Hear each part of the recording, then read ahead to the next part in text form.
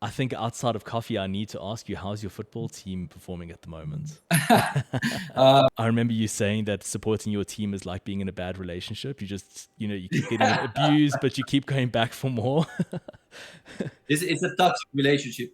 They always promise me that they will change and they will win the championship, and they never do.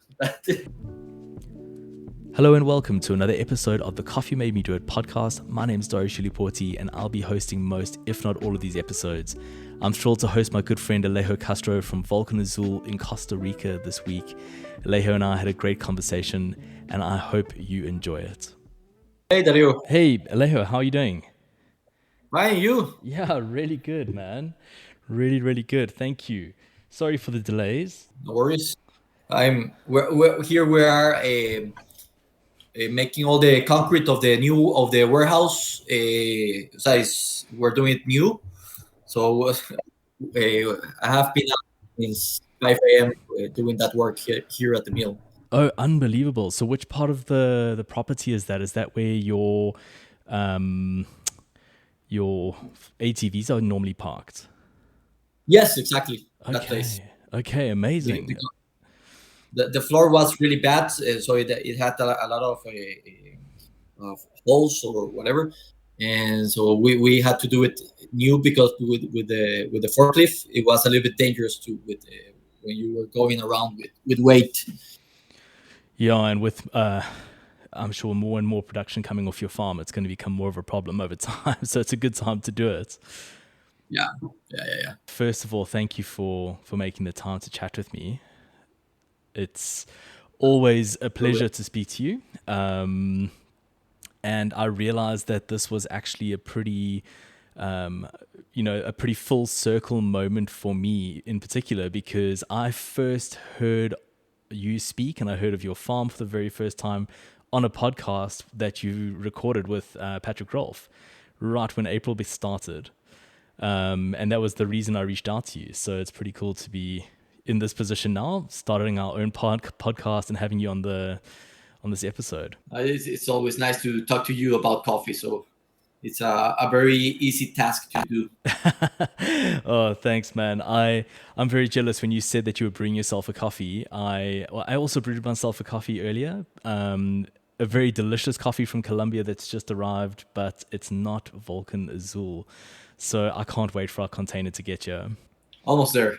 Yeah, in a week or so. Exactly. I think my shipping agent was tracking it, and she said the first week of October. So hopefully we'll have the coffee in the roastery by the middle of October, which will be very exciting. Yeah. It was supposed to arrive this week, but I think it got delayed in some port on the way to South Africa. Yeah, we've had logistics delays all over the place. We had two single pallets coming from two different producers in Colombia. They both arrived in Europe at the same time. They were supposed to be in Durban on the same day, and for some reason one of the pallets, or the container that the one pallet was in, never made it onto the ship. So it's been delayed by 3 weeks all of a sudden. So yeah. And I think, Alejo, a really good place to start. I think a lot of the Bluebird enthusiasts and fans are aware of your coffees. They've had your coffees, and actually quite recently I've started receiving messages from people saying, I'm sure it's that time of the year again. Aren't you going to be releasing some coffees from Volcan Azul again soon? But I don't think a lot of people really understand or know the history and the background. So before getting into the story of Volcan Azul and your family's history in coffee, because that's an amazing history, I actually wanted to start with your background and how you ended up in coffee and kind of your origin story, if you would. Did you always know you'd end up in coffee from a young age? Well, our family has been in the coffee business for a really long time, over 180 years producing and exporting coffee, and over 200 years trading coffee.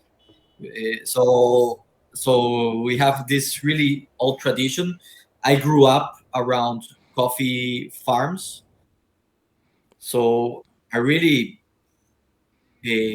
I really love this industry. I really, it's something that has united our family. So I think answering your question, I have known since I was a kid that I wanted to be involved with the coffee business.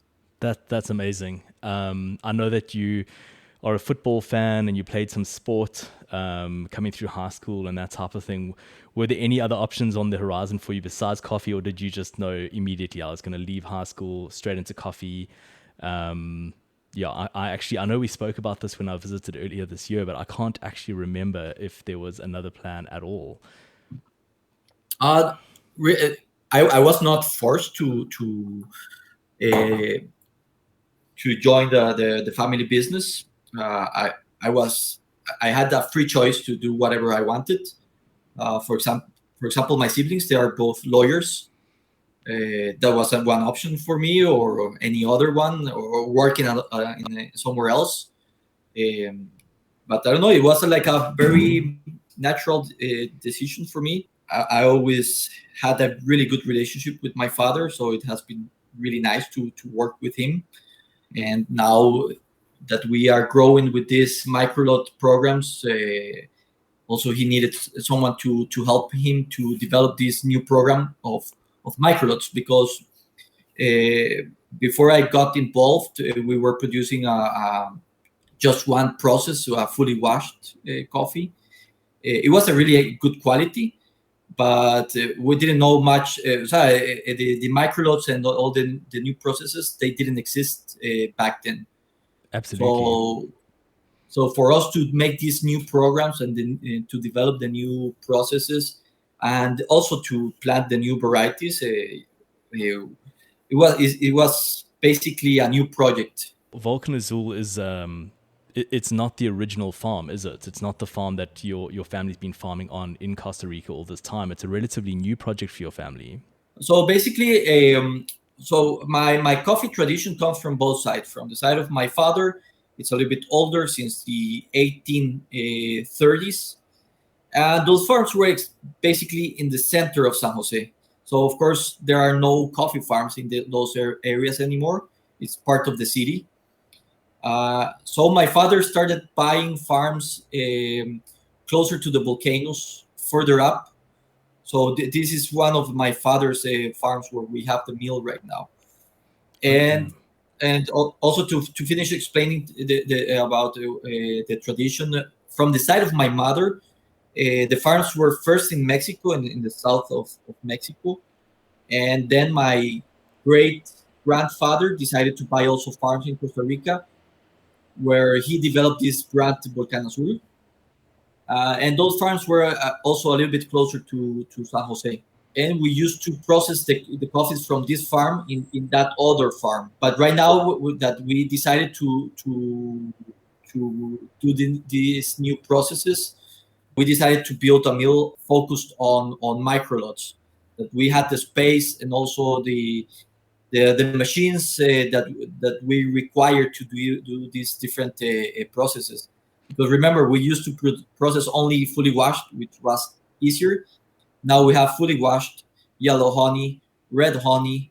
We have naturals, and then we have several anaerobic processes. So the setup must be very different to the old mills we used to have.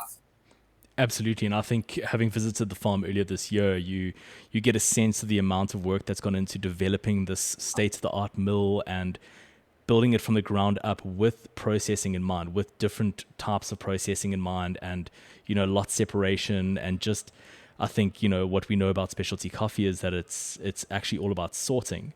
And I Yeah. was blown away at how many different stages from right when the cherry arrives at the wet mill all the way through to before it's milled in the dry mill, how many steps there are in sorting that coffee out. It's absolutely incredible. And also traceability with this kind of this changed a lot with this new model of microlots. The traceability is way more difficult, because now we have over 200 different lots every year. Some of them, they are really small, a couple of bags. Some of them are bigger. But in the older mills, we used to have only one big silo, and all the coffee went to that silo. Now we have to have everything separated with a tag. so that we don't get confused about any coffee. If you want a geisha, you will receive a geisha and not an H1 or a Caturra. That's Exactly. very important. And it's very important for us as well. Yeah. You will be a little bit angry if you get a different coffee from the one you chose. Absolutely, absolutely. And I can comfortably say that after, I think, 4 years, I think this is our fifth year buying coffee from you guys, there's been no risk of that happening. So it's obviously Yeah. all working. I hope so. Yeah, absolutely, absolutely. I'm going to circle back to how we started working together just now, but one of the things that I was absolutely blown away with, or blown away by at your farm, was how many varietals you have on the farm at the moment. I know there are a lot in the nursery as well, but how many are you actually cultivating right now on Volcan Azul? Well, we have over 40 varieties that we have tested. We are selling a little bit over 20 varieties at this moment. We are also narrowing that down to the ones that we really like, because I have, of course, all the varieties that we are choosing, they must have a really high quality. But we have our reserve program where we choose varieties that maybe they produce less per hectare, and that they are also more susceptible to diseases. So, for example, the geisha is a perfect example of that kind of varieties, or the laurina. They produce way less than compared to a caturra, but they are so good. The quality is so high that it's worth it to produce them. And then we also choose selecting other varieties that maybe they mix a high volume with quality. For example, the hybrids. You will get one of those, the H1 hybrid, Yep. and so those coffees are for our microlot program. So yeah, right now we're selling over 20 varieties. Some older varieties like Típicas, Geishas, SL28. We still love Caturra, and we have BSRG, and we're also doing a lot of research with the hybrids, because the hybrids have the advantage that you can bring a really high quality variety, like for example Rume Sudan, and you can hybrid it with a sarchimo, so you will have more resistant and more production, and at the same time a higher quality. That's incredible. So my idea is to explore every year, to always have this research about new varieties. It's also exciting that every year you will have something new, and they all taste different in the cupping lab. So for me, that's the most exciting part of being a farmer, is being able to bring all these varieties to our farm and just selecting the ones we like the most. Yeah, absolutely. And I think every year we taste coffees when we're making our selections, and you know, there's certain varietals every year that we look for. For example, the SL28 is always exceptional. Your geishas are always exceptional. But there are also a few surprises every year. For example, the H1 in the past for me hasn't been a favorite, but this year it was absolutely amazing, and an easy choice for our microlots. We actually found a note that Fani and I have been talking about ever since. You know, we were tasting a lot of watermelon as the cup cooled down, and we don't really get to taste that very often. We don't find watermelon in our coffee very very often. So it is amazing to have that wide menu of flavors available from one farm when you're talking about varietals and also processing, because your warm anaerobics are so different to your shade anaerobics. Yeah. Both very clean, but the same coffee's processed in the two different spaces, obviously, with the two different methods, result in different flavor profiles, and that's very exciting for us as roasters, and I think it's very exciting for our customers as well. So you're doing an exceptional job, Alejo. I think for me it was incredible visiting the farm and just driving around the property and seeing how intentional everything's been. From lots or varietal separation. I remember you were talking about leaf rust protection almost by putting two different varietals next to each other in two different plots to make sure that leaf rust doesn't spread from one plot to the other, which was quite a new concept to me. I'd never heard of that before, and it just shows the level of intentionality that's going into developing your microlot program. I think that the diversity of variety is helping us also to have a better protection for diseases. If you only have one variety in all the farm, if that variety is susceptible to the rust, for example, it will spread out really quickly. So you have less time to react and to attack the issue. But if we have some varieties that are tolerant to the rust, to the leaf rust disease, they will stop the disease in that particular lot, and it won't spread out so easily. So we have found out that having this diversity of variety is helping us to have a nicer farm. Amazing.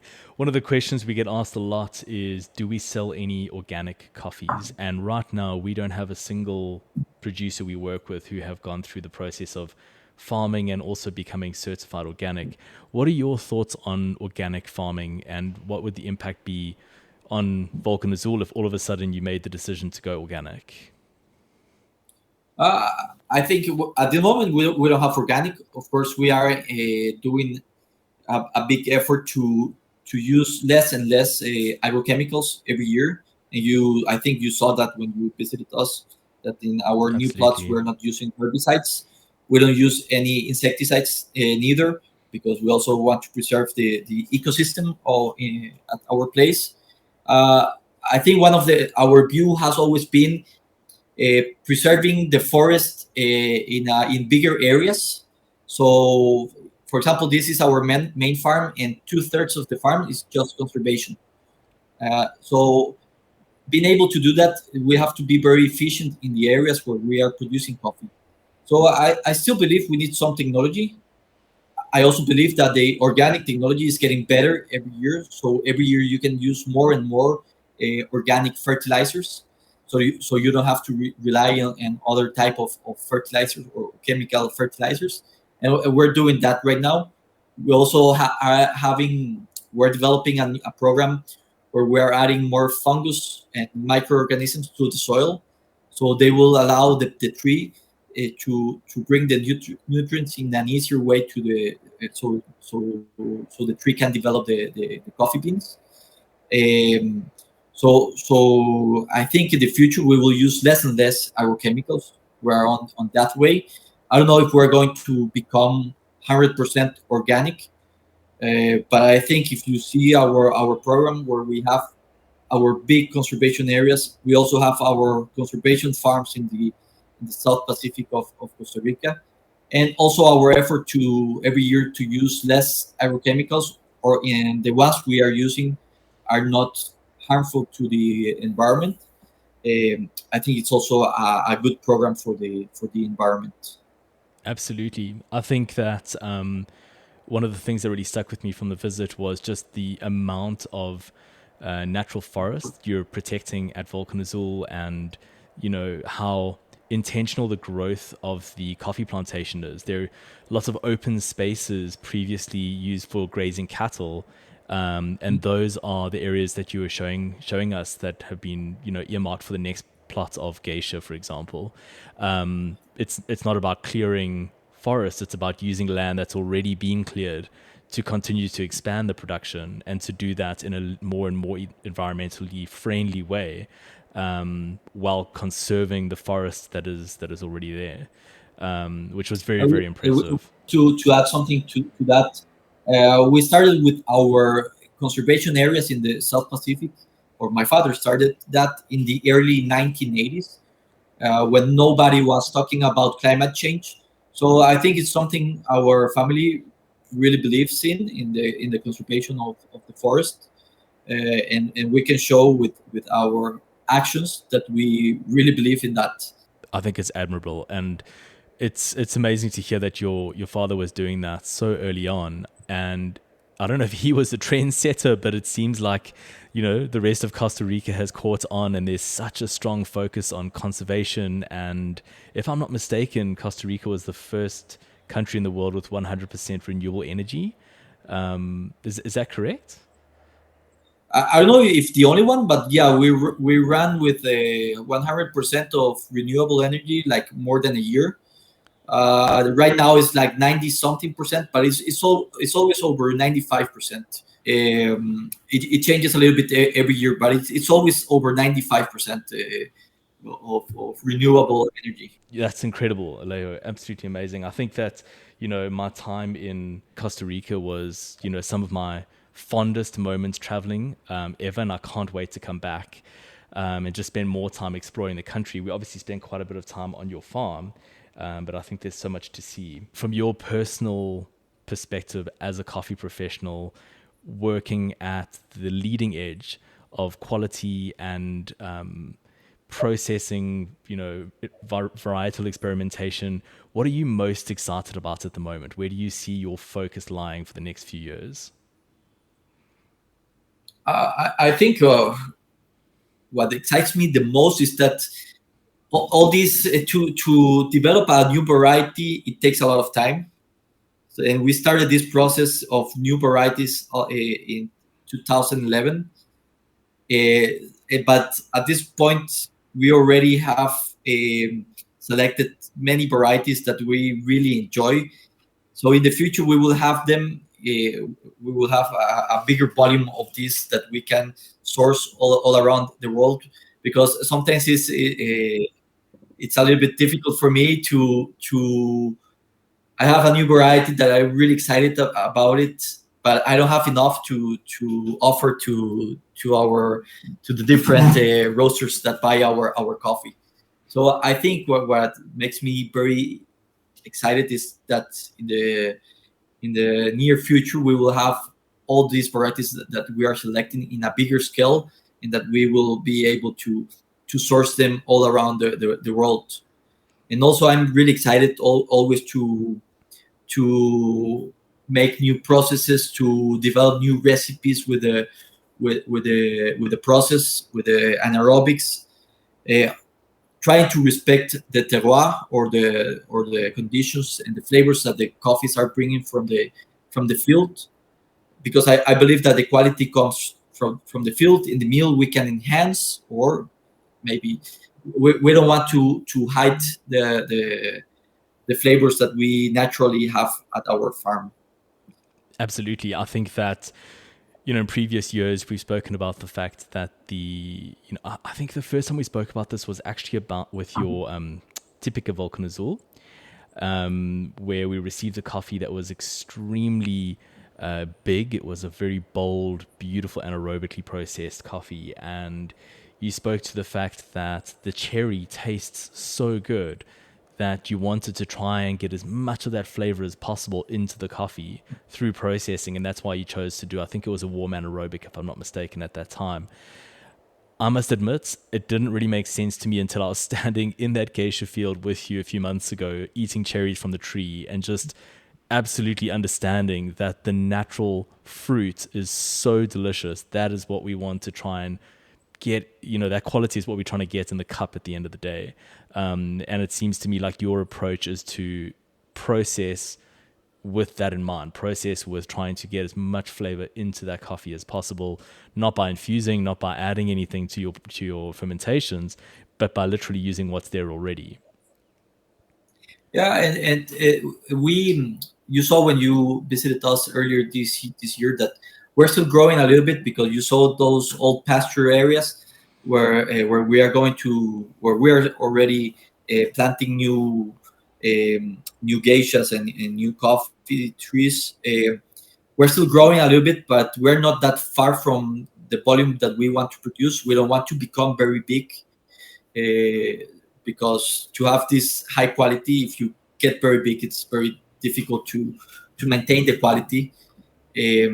So we're almost there with volumes, and our idea is just to focus on the roasters that are already buying our coffee, that we can have these communications that we have with you, and so we're going to develop together the profiles and the processes that you like the most, because everybody likes something different, and that's something nice about this industry, that not everybody will like the same coffee. And that's the reason that we have a menu of flavors from our farm, so we can satisfy the different tastes of the roasters. So that's the idea. In the future, we will be working closely together with the roasters, and to develop and make even better the profiles that they enjoy. Well, I'm just excited to be a part of that list. We feel very, very Yeah, first. fortunate to work with your coffee. And, I remember reaching out to you, I think it must have been in 2019, if I'm not mistaken, for a very, very, very small amount of coffee. At that time, Bluebird was as much a hobby as it was a business. It was just in its early stages. And I reached out and I shared my idea for the Liliana project, celebrating the birth of my daughter. And I was looking for a really special coffee. And now knowing how many people, how many roasters would love to get your coffee from you and can't because of your philosophy around, working with only, one or very few partners per region, depending on how big the region is. What made you send us such a great coffee that first year? I feel very, very privileged now knowing what I know. No, I think that's, and we understand the effort that the roasters are doing, marketing our coffee. So we also want to give them some space that you can develop our brand. And like I told you, we have this old tradition. So we have a big weight on our shoulders to represent our family brand, and at the end you're doing the same with our coffees when you take our coffees to your roastery. And that's why we're trying to select the best roasters around the world, because you are doing half of the job. If you do a bad job over there, people will think that Volcan Azul coffee is not good enough. But if you are really good, people will enjoy our coffee, and so at the end you're representing our family brand. Absolutely. And we do our best. We really do take that seriously. And I think that, there's so many people over here who love your coffee. And it's always a privilege to get to share it with them. This year, we've got more coffee than ever before coming, and it's actually our first FCL shipment. The container is by no means full, but it's our first full container we're shipping from any origin directly. And I'm really, really excited about that. Of the lots that we are receiving, I think my absolute favorite is a warm anaerobic geisha. And I've got that earmarked for our Project Next Gen release, which is a fun project that we have sort of evolved over the last few years. And I know it's close to my heart, and I know that the concept behind it is close to yours as well, which is obviously the idea that it's next generation. It's the idea that we're looking after something that our children will hopefully be able to inherit if they want to continue working in the various businesses. Do you agree with me that the anaerobic geisha is a good choice for that project this year? Here I have your list of coffees. Yeah, of course, geisha and warm anaerobic. It's always a good option. You have several really good coffees that you selected this year. So we do. We're very lucky. I think you have some of the SL28, which is also really nice. But yeah, I think the geisha is a safe bet. I think our customers will love it. Alejo, one of the questions I love to ask young coffee professionals and young entrepreneurs in general is, business at this point in time anywhere in the world seems to be quite difficult. And I'm sure it's not unique to our generation. I'm sure that it's always been difficult, but it seems to be particularly tough at the moment, whether it's economic or political reasons or, COVID and so on and so forth. As a young entrepreneur with a young family, how do you balance work-life responsibilities at the moment? Are you finding it difficult to do that? It's part of life. There will be always times like this that are a little bit more unstable. If you see back in history, I think there were even worse times than this ones.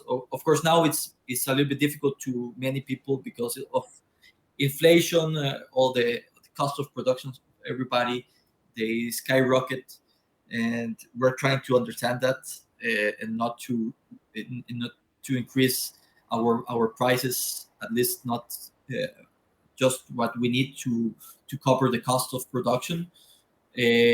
But yeah, I, what I have learned also from the stories of my own family is that if you always work hard every year, you will push through these unstable times.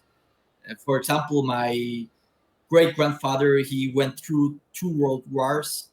In Mexico, he lost the farms just because he was German. They took the farms away from him. After the war, he bought the farms again.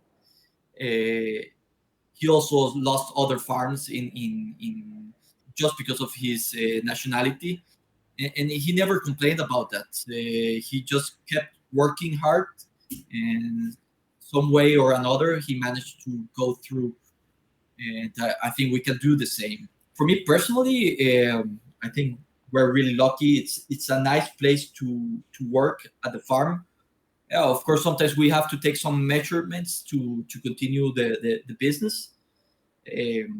But I think it's a nice environment to work. I have a big motivation to continue working hard and to improve our quality. So I think that will make us able to work in this business for a long time. I completely agree. I absolutely agree. I think that the work you guys are doing is phenomenal. And I know there are a lot of people telling the story. I think the way that you work with different roasters around the world is really, really prudent and wise, because everyone is so invested in sharing the Volcan Azul story. And because of that, the legend continues to grow. And it's really exciting for me to see. I think you're doing an exceptional job.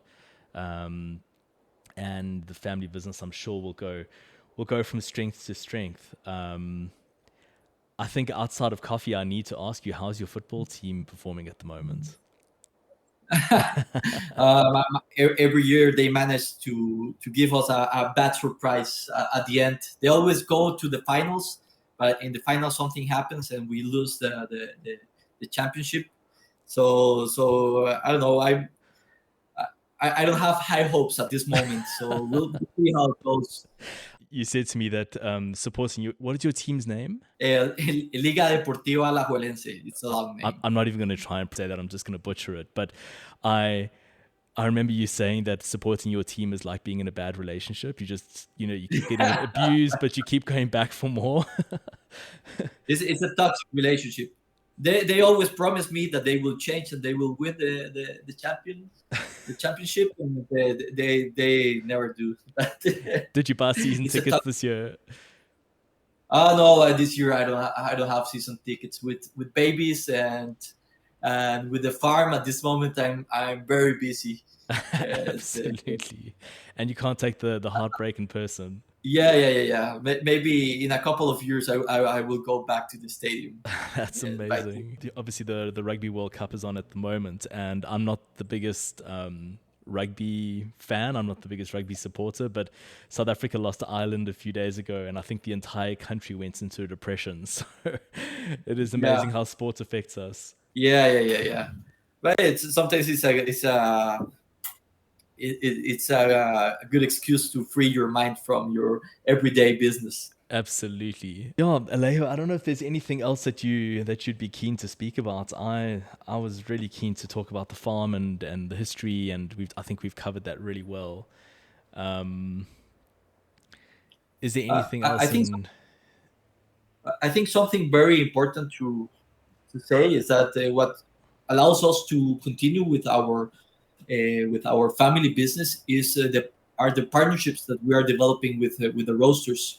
Is because every year you are buying our coffees, that gives us the chance to continue doing research for new varieties, and that's why I become so loyal to our to the roasters that buy our coffee, because without them it would be impossible for us to continue our programs.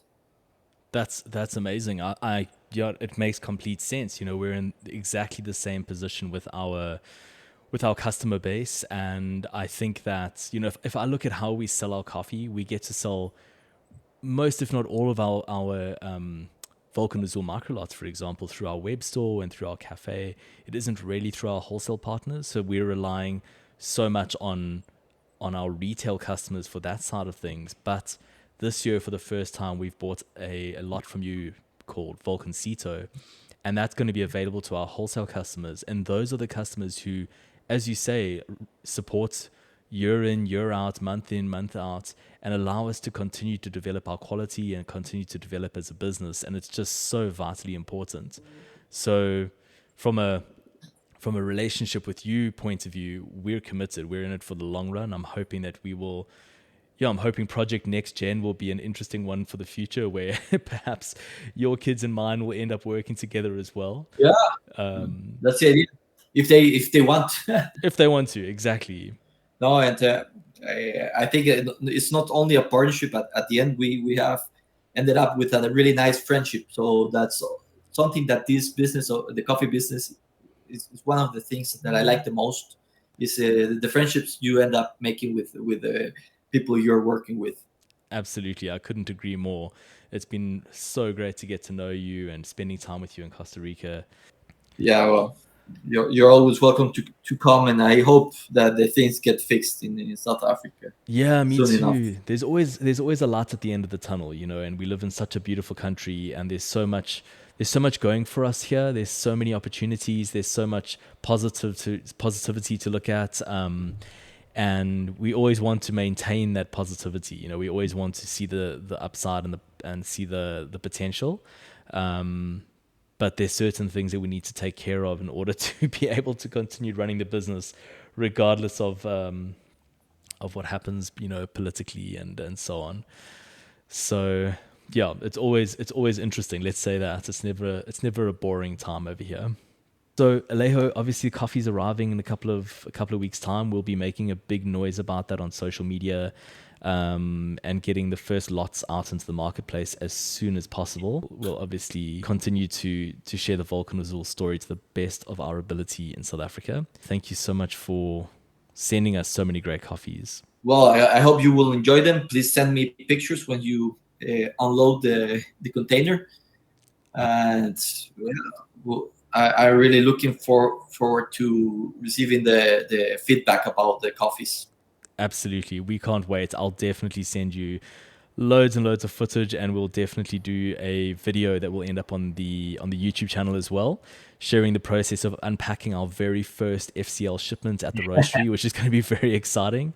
And I know that the whole team is absolutely, ecstatic to receive the coffee. So thank you again. Thank you for trusting us with them. And yeah, we'll do our best. Oh, thank you. Awesome. Alejo, thank you so much for your time, man. I really, really appreciate it. It's been great to speak to you. And I'm sure this won't be a one and done situation with the podcast. I'm sure we'll have lots to talk about in the future. But we're just getting started. This will be the fourth episode that we put out. And it's just a nice format to be able to share more of the story with our audience. It's always nice to connect with you, and please say hi to all the Bluebird team. I will absolutely, Alejo, and please send my regards to your family. I will. All right, man. We'll chat soon. I'll send you photos when the coffee gets here. Thank you for listening. I hope you enjoyed this episode. I had a great time speaking to Alejo. I'm always inspired listening to his perspective on business and the coffee industry. We can't wait to get to share his coffees with you. Please keep an eye on our social media and our web store. I hope you get to try some of it this year. It's absolutely exceptional. If you enjoyed this episode, please give it a 5-star, share it with your mates, do what you know to do that help us to grow this channel. We're looking forward to sharing more episodes like this, more great coffee content, and we'd love to hear what you think about how we're doing so far. 4 episodes in. Episode 5 is coming soon, and we'll see you then. Ciao.